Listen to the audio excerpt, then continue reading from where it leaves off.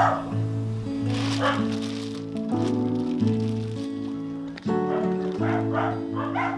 guys, it's a beautiful day once again and welcome back to Dexter's World channel. Well, in the last video we made a discussion about this kind of insects that are eating our Japanese koi. Oh, gataon pag kuyo! Bastos! I am really very glad because it's my first time to know about these insects, that they are the larvae or the dragonflies that are here in the pan. And I am so happy because you educated me guys with this kind of insects, and it's my first time really to experience this one. Now we are on our way to the farm. Well, I was informed that the completion of our pen is about 60% already, and it's really an exciting moment for us to, release this Japanese koi and some other fish from here to the mud pen that we are constructing actually. And today we are going to catch some of our samples, meaning I'm going to catch some of the fish and then we will put that in the mud pen to know if this water is good for the fish. And this is my way of testing the waters. We will really put some sample fish and we will see if they're gonna survive. And if they will die, of course we gonna make some adjustments. Maybe we will drain all the water and put new water from the deep well. If they will survive, then it's a good indication that the water is ready for the fish and we will not make any more some adjustments. So I will catch some fish to be our samples. I would catch goldfish, I would catch some mollies and this fry of the Japanese koi, and then we will go there and we will put that in the pan.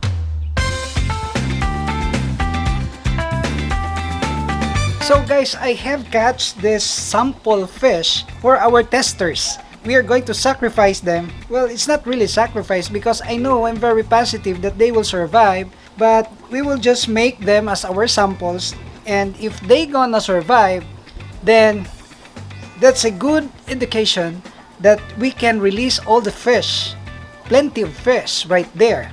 So you will see here that I have this silver balloon mollies. I also have this yellow mollies, or otherwise known as the sailfin, and also I have some 12 pieces of this fry of this Japanese koi. So we are going there now and we will put them inside in the plastic cellophane, and then as soon as we get there we will put them inside the pan, or maybe we'll just get a basin and we will use the water from the pan and then we will release them.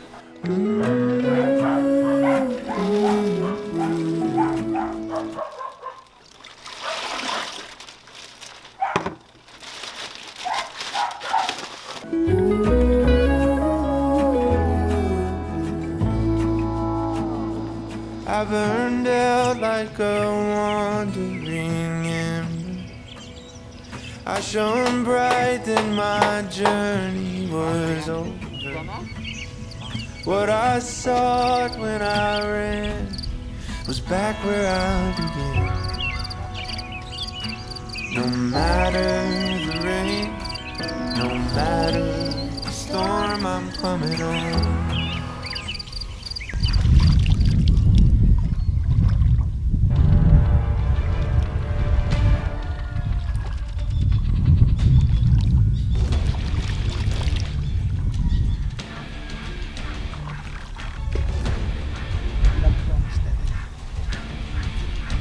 So guys, we are here now in the middle of this pond and we are now about to release our testing fish to assess the quality of this water.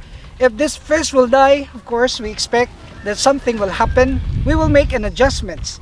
But if this will not die, then of course that would become a signal to us that this water will really grow our fish. Of course we cannot depend on the water from this rice field because we already have a water system. We are just waiting for the electricity, the electrical power to be connected on this farm, and by that time we can extract water, fresh water from the deep well. So now we already have acclimatized the fish, and I am quite sure and confident that they will survive. because I can feel on my feet that the water down below is very cold and it's really good for the fish. I already have tried, operating this kind of fish pond many years back. That was actually 15 years back, and it was very successful. Only that the owner of that property which I rented used this for residential purposes. But it did work well, and this is my second time, and I hope we will become successful. So now we are going to release the fish. So we are now set to release this fish, and our technique in releasing this one is to, of course, acclimatize them, and we will slowly mix the water with the water from the pond, and you will observe that this fish will thrive. Okay, so we have here the mollies, we also have here the Japanese koi and the goldfish. I will not be surprised if the goldfish will die, because the goldfish are more sensitive than the mollies. But even then, we can make some adjustments. It's just very easy. Just put new water and that will solve the problem. So the moment that they will drop down, what I mean is they will swim under, that's a good indication that they can survive. So we will see. Okay.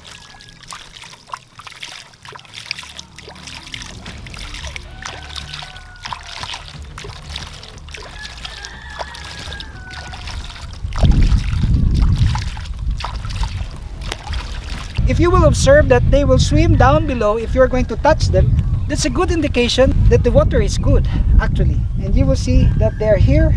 The mollies are hardy fish, of course. And I'm looking at the goldfish. If the goldfish will survive, then all of them will survive, whatever kind of fish. So we will release them now. Go and live. Hope you will not die. See?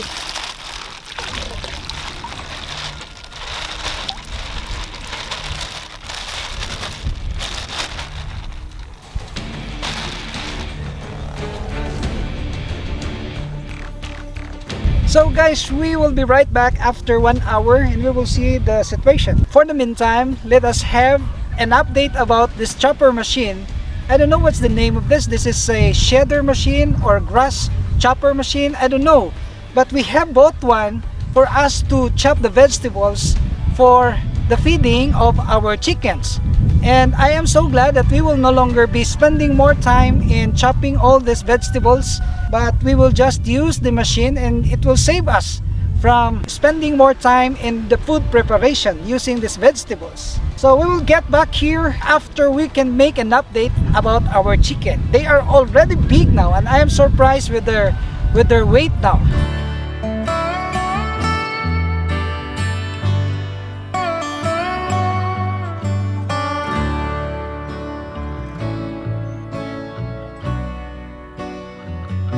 So guys, you are seeing now in front of us is this cutter machine, this grass cutter machine. And this has 3.5 horsepower. And you will see the mechanisms here inside. This is the blade, actually. There are 4 blades.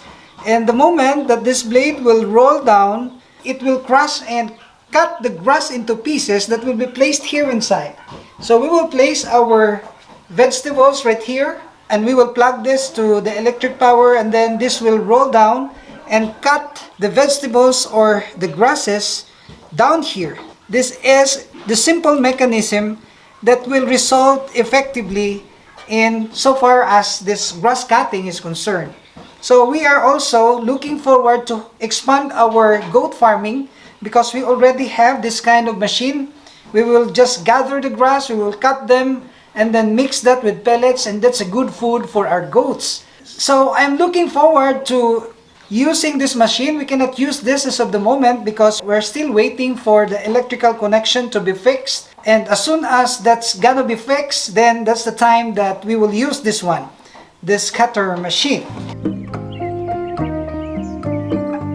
So guys, we are here at the second pen wherein we can see these hundreds of chickens.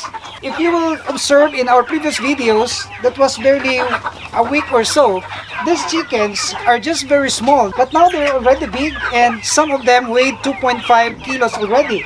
The first batch weighed 3.5 kilos already. So this is not actually their feeding time because we only feed twice a day, in the morning and in the afternoon, and we are just feeding them for this purposes of this video. And you will see that they are waiting, but they are not really that hungry. And what's good about this chicken is the fact that when they grow big, the lesser expenses we will incur for their feeding. Because number one, they will eat whatever kind of vegetables that we are giving them, and we are mixing that with the commercial pellet. So the very sensitive stage for this chicken are the day-old to 1-month-old chicks. That's really very sensitive.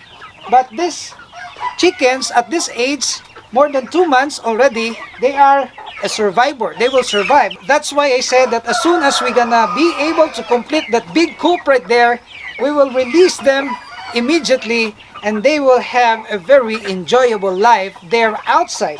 So we will feed some of them. Come on. Are you hungry? Okay. Okay. Just relax. Very voracious eater. Okay, there.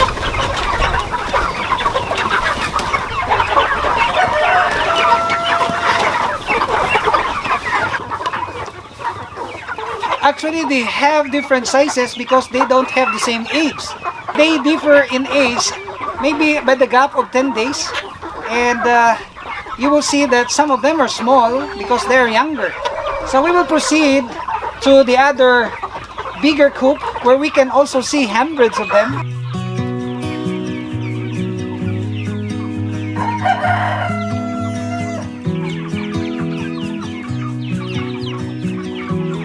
So we are feeding them with their snacks, and these are the younger chickens compared to the chickens in the other coop.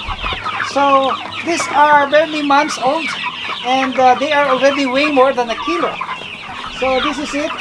They are actually full. They are not very hungry because we are feeding, as what I have said, only twice a day. And this is really one of the best and good business that we can engage, breeding this broiler type of chicken, because they are good for meat purposes and they can also produce many eggs for us. This is far more better than the native chickens that we have here in our community. That's why I encourage you guys to upgrade your breeding of this native chicken. You can upgrade that. You can mix breed this with this broiler type of chicken, the Rhode Islands, the Sasu, the Kabir, and other broiler type, the big type of chicken, because it will upgrade the size and the growth of our native chickens here in our community.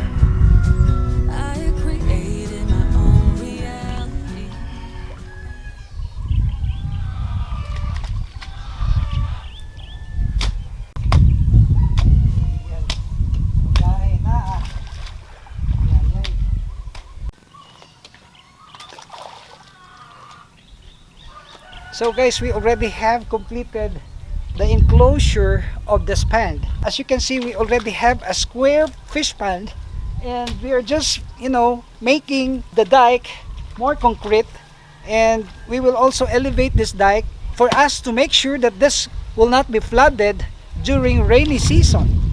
So we are too confident that this level will not be reached by the water, even the hardest rain that would come, because per experience the water will just settle up to that level, lower than this one. But we will not take chances. The moment that we gonna put the fish, we will also support the dikes with the net so that our fish will not escape if any eventuality like the flood will come.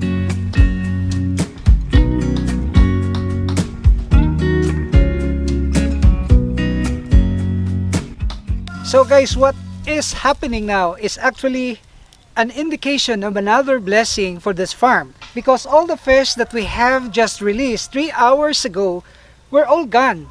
So meaning that they have settled now at the bottom of this, because it's so cold at the bottom of this tank.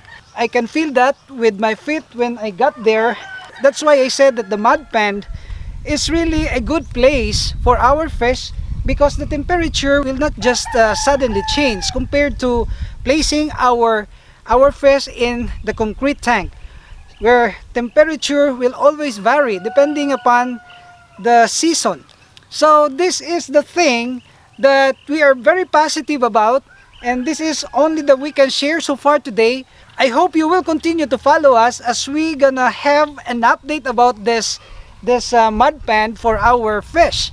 And if you are just new to our channel, please subscribe if you are not subscribed, and hit that notification bell, because we are uploading videos every 5 days only here at Dexter's World.